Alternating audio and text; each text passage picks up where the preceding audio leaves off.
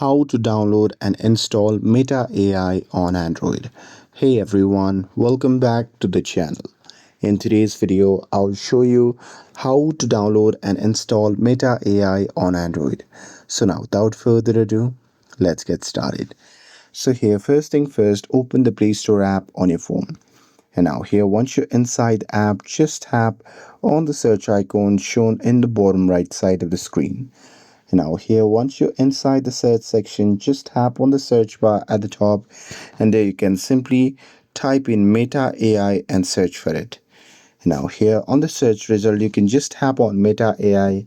And now here, once you see the interface like this, you can just tap on install to start the installation process.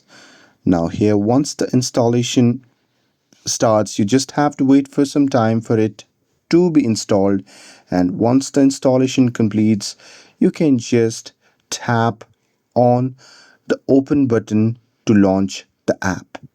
And here if prompted, sign in with your Meta account or Facebook account to start using Meta AI. And that's it. That's how you can download and install Meta AI on Android. With this, if you found this video helpful, then don't forget to like, share, and subscribe to get updated for more videos. Thanks for watching, and I'll see you in the next video.